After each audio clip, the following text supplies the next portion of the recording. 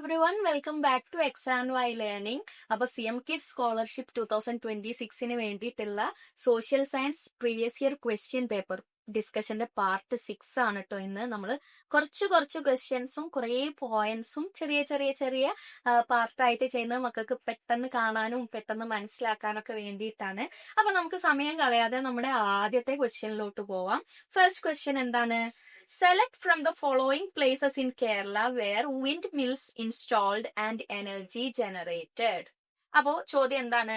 നമ്മുടെ കേരളത്തില് താഴെ തന്നിട്ടുള്ള ഓപ്ഷൻസിൽ എവിടെയാണ് വിൻഡ് മിൽസ് ഇൻസ്റ്റാൾ ചെയ്തിട്ടുള്ളത്? എവിടെയാണ് വിൻഡ് മിൽസ് വെച്ചിട്ട് നമുക്ക് എനർജി ഉണ്ടാക്കുന്നത്, കറണ്ട് ഉണ്ടാക്കുന്നത് എവിടെയാണ് എന്നാണ് ചോദ്യം. അപ്പൊ ഓപ്ഷൻസ് നോക്കാം.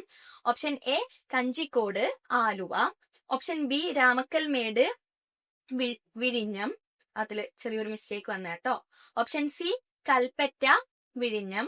Option D Ramakkalmedu, Kanjikode. അപ്പൊ ഏതാണ് ഇതിന്റെ ആൻസർ മക്കളെ? എവിടെയാണ് നമുക്ക് വിൻഡ് മിൽസ് വെച്ചിട്ട് എനർജി കിട്ടുന്നത് നമ്മുടെ കേരളത്തില്? ഓപ്ഷൻ ഡി രാമക്കൽമേട്, കഞ്ചിക്കോട് കേട്ടോ. ഈ രണ്ട് സ്ഥലത്തുമാണ് പ്രധാനമായിട്ട് നമുക്ക് കാറ്റാടി യന്ത്രം വെച്ചിട്ട് എനർജി കിട്ടുന്നത്. അപ്പോ അങ്ങനെയാണെങ്കിൽ ഈ രണ്ട് സ്ഥലവും നമ്മുടെ ഏത് ജില്ലയിലാണെന്ന് പറയാൻ പറ്റുമോ? മാം ഫസ്റ്റ് സ്ഥലം എവിടെയാണെന്ന് പറഞ്ഞുതരാം, സെക്കൻഡ് പ്ലേസ് എവിടെയാണെന്ന് നിങ്ങൾ കണ്ടുപിടിച്ചിട്ട് കമന്റ് ചെയ്യട്ടോ.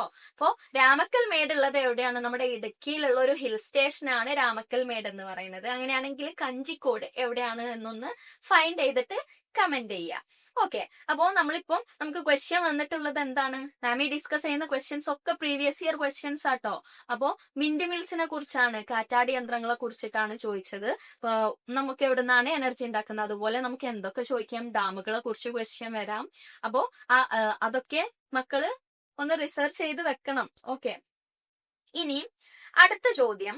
Land forms having an altitude of more than 900 meters above the mean sea level and with steep slopes.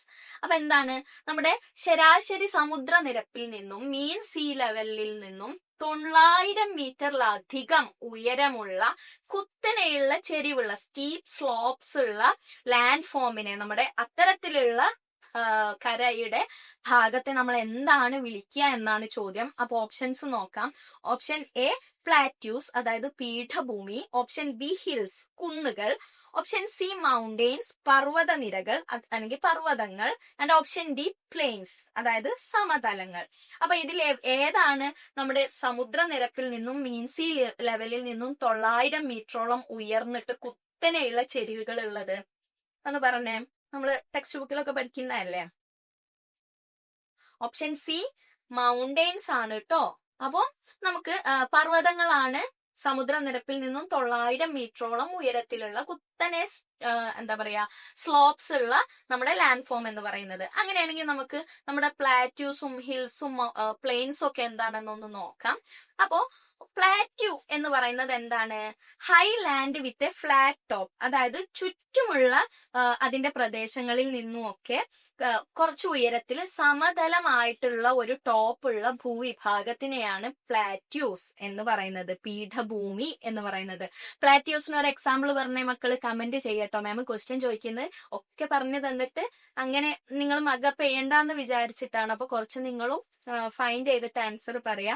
നമുക്കൊരു പ്ലാറ്റ്യൂന്, ഒരു പീഠഭൂമിക്ക് എക്സാമ്പിൾ കമന്റിൽ ഇട്ടേ എല്ലാവരും. അപ്പൊ മാം പിക്ചറും കൊടുത്തിട്ടുണ്ട്, നിങ്ങൾക്ക് പെട്ടെന്ന് മനസ്സിലാവാൻ വേണ്ടിയിട്ടാണ്. കണ്ടോ, അതിന്റെ ചുറ്റുമുള്ള സ്ഥലങ്ങളിൽ നിന്നൊക്കെ കുറച്ച് ഹൈറ്റ് കൂടിയിട്ടാണ് അല്ലെ നമ്മുടെ പ്ലാറ്റ്യൂ നിൽക്കുന്നത്, പീഠഭൂമി നിൽക്കുന്നത്. ഇനി അടുത്തത് എന്തായിരുന്നു? ഹിൽസ്, അതായത് കുന്നുകളാണ്. കുന്നുകൾ പറയുന്നത് എന്താണ്? Raised land but not very high. അപ്പോ ഇത് കുറച്ച് നമ്മുടെ സമുദ്രനിരപ്പിൽ നിന്നും നമ്മുടെ മീൻ സീ ലെവലിൽ നിന്നും കുറച്ച് ഹൈറ്റ് ഉള്ളതാണ്, പക്ഷെ എന്താണ്, വളരെ ഹൈറ്റ് കൂടിയതല്ല. അപ്പൊ ഏകദേശം നമ്മൾ പറഞ്ഞല്ലോ 900 മീറ്റർ എന്ന് പറഞ്ഞില്ലേ, ഈ 900 മീറ്ററിൽ നിന്നും കുറവായിട്ടുള്ള ഹൈറ്റ് ഉള്ളതാണ് എന്ത്, നമ്മുടെ ഹിൽസ് എന്ന് പറയുന്നത്. അപ്പൊ എന്താണ് അത്? ലോവർ ദാൻ മൗണ്ടെയിൻസ്, പർവ്വതങ്ങളെക്കാൾ ചെറുതാണ്. അതുപോലെ തന്നെ അതിന്റെ ടോപ്പിൽ വരുന്നത്, നമ്മൾ പ്ലാറ്റ്യൂല് പറഞ്ഞത് എന്താണ്? ഫ്ലാറ്റ് ടോപ്പ് ആണ് എന്ന് പറഞ്ഞില്ലേ, ഒരു ടേബിൾ പോലെയൊക്കെയാ കാണുന്നത് എന്നാ പറയുന്നത്. പക്ഷെ ഹിൽസ്, കുന്നുകൾ എങ്ങനെയാണ്? റൗണ്ടഡ് ടോപ്സ് ആണുള്ളത്. അപ്പൊ അതിന്റെ പിക്ചർ ഒന്ന് നോക്കിയ മക്കളില്ലേ. അപ്പോ ചെറിയ ഉയരമുള്ള വൃത്താകൃതിയിലുള്ള ലാൻഡ് ഫോമിനെയാണ് നമ്മൾ എന്ത് പറയുന്നത്? ഹിൽസ് എന്ന് പറയുന്നത്. ഇനി അടുത്തത് എന്തായിരുന്നു? മൗണ്ടെയ്ൻസ് നമ്മളിപ്പം പറഞ്ഞു. നമ്മുടെ മീൻ സീ ലെവലിൽ നിന്നും 900 മീറ്ററിലധികം ഉയരമുള്ളതാണ്. അപ്പൊ വെരി ഹൈ ലാൻഡ് ഫോം, വളരെയധികം ഹൈറ്റ് ഉള്ളതിനെയാണ് നമ്മൾ പർവ്വതങ്ങൾ എന്ന് പറയാ. അതിന്റെ സ്ലോപ്പിന്റെ, ചെരിവിന്റെ പ്രത്യേകത എന്താണ്? സ്റ്റീപ്പ് സ്ലോപ്സ്, കുത്തനെയുള്ള സ്ലോപ്പാണ്, ചെരിവാണ് അതിന് വരുന്നത്. അതുപോലെ തന്നെ അതിന്റെ മുകൾ ഭാഗം എങ്ങനെയാണ്? ഇവിടെ നോക്കിക്കേ. അപ്പോ അതിന്റെ മുകൾ ഭാഗം എങ്ങനെയാണ്? വളരെ പോയിന്റഡ് ആയിട്ടാണ് നിൽക്കുന്നത് അല്ലെ. പോയിന്റഡ് ആയിട്ടുള്ള പീക്സ്, കൊടുമുടികളാണ് അതിന്റെ മുകൾ ഭാഗത്തുള്ളത്. അപ്പൊ മക്കള് ഹിൽസിനും അതുപോലെ തന്നെ മൗണ്ടെയ്ൻസിനും എക്സാമ്പിൾ കൂടെ കമന്റ് ചെയ്യണം കേട്ടോ. ഇനി നമ്മുടെ അവസാനത്തെ ലാൻഡ് ഫോം ഏതായിരുന്നു എക്സാമ്പിൾ ഉള്ളത്?